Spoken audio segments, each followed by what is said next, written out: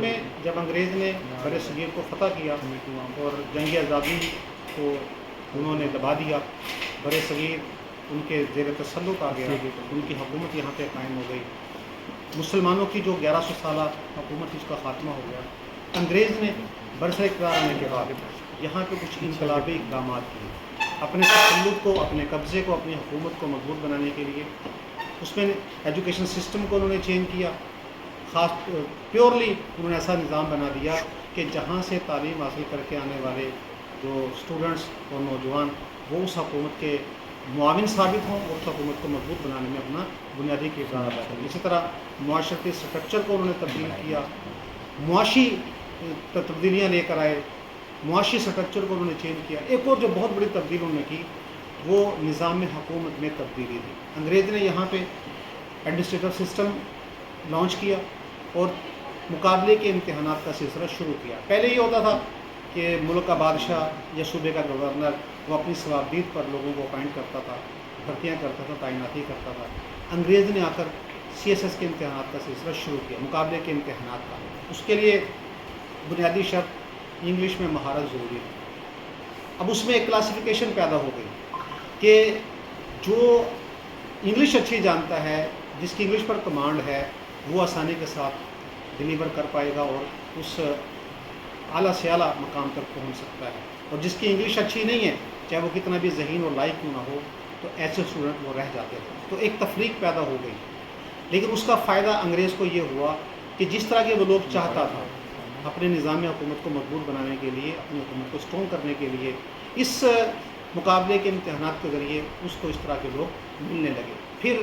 ان کی جو ٹریننگ اور تربیت تھی وہ اس لیول کی جاتی تھی کہ جس کے بعد وہ جب حکومت کا حصہ بنتے، انتظامیہ کا حصہ بنتے، تو ان کی برین واشنگ ہو جاتی اور وہ آخری وقت تک اس خاص ذہن کے ساتھ نظام حکومت کو چلاتے تھے۔ تو اس CSS کے امتحانات میں سب سے جو اسٹرانگ گروپ ہوتا ہے وہ DMG گروپ ہوتا ہے۔ ہمارے ہاں بھی 77 ایئرز ہو گئے، 70 سال، DMG گروپ سب سے اسٹرانگ اور سب سے مضبوط گروپ ہوتا ہے، کیونکہ اس CSS کے امتحانات کو پاس کرنے کے بعد جو پہلی پریارٹی ہوتی ہے وہ DMG گروپ ہی ہوتا ہے، کیونکہ یہ ڈائریکٹ اسسٹنٹ کمشنر بنتے ہیں، پھر یہ پروموٹ ہوتے ہوتے سیکٹری لیول تک اور وفاقی سیکٹری تک یہ لوگ پہنچتے ہیں۔ ابھی حالیہ حکومت نے چند روز قبل کیبنٹ میں ایک فیصلہ کیا جو میں سمجھتا ہوں کہ بڑا انقلابی فیصلہ ہے۔ اس پر ہمارے ہاں ڈبیٹ نہیں کی جا رہی، نہ ہی اس پر کوئی آرٹیکل لکھے گئے، نہ ہی اس پر کوئی پروگرام کیے گئے ہیں، لیکن حکومت کا یہ اتنا شاندار فیصلہ ہے کہ اگر اس کو بنیادی طور پر مضبوط طریقے سے اگر کیا گیا تو اس کے بہت دورس اثرات مرتب ہوں گے۔ اور ہمارے ہاں جو بیوروکریسی کی وجہ سے جو ہمارے مسائل پیدا ہوئے، ہمارے گورننس پہ جو مسائل آئے، ہماری گورننس جو ویک ہوئی، ہمارے ادارے جو ہے وہ اس طرح ڈلیور نہیں کر پائے، تو اس میں ایک بنیادی کردار یہ بیوروکریسی کا تھا، اور اس میں خاص طور پر DMG گروپ۔ تو حکومت اب اس میں کچھ تبدیلی کرنے کے لیے جا رہی ہے۔ ایک بہت بڑا ڈسیزن حکومت نے لیا ہے کہ آئندہ DMG گروپ کے لیے اور وفاقی سیکٹری کے لیے حکومت نے ویکینسیاں اناؤنس کر رہے ہیں، اور اس میں اشتہارات دیا جا رہا ہے۔ پرائیویٹ سیکٹر سے ڈائریکٹ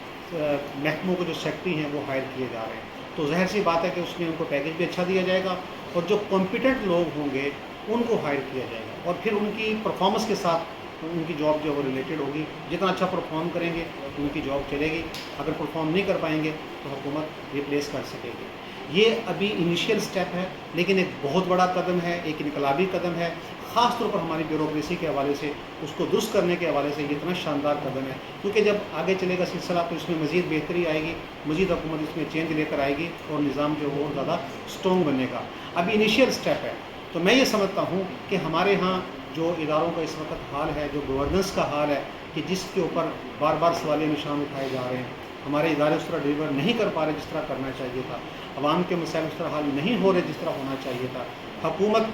عوام کے مسائل حل کرنا چاہ رہی ہے، ان کو انصاف دینا چاہ رہی ہے، ان کے لیے سہولیت اور آسانیاں پیدا کرنا چاہتی ہے، ہر گورنمنٹ چاہتی ہے، لیکن اس میں بعض اوقات رکاوٹ بیوروکریسی بن جاتی ہے۔ اور یہاں پر ایسی مثالیں بھی سامنے ہیں کہ کسی حکومت کو ناکام بنانے میں بیوروکریسی نے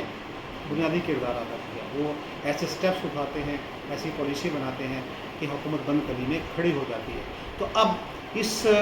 ان کی جو قوت اور طاقت ہے اس کو توڑنے کے لیے یہ ایک کام ہے، ایک بہت بڑا قدم ہے، اپریشیٹیبل قدم ہے، اس کو سراہا جانا چاہیے، اور میں سمجھتا ہوں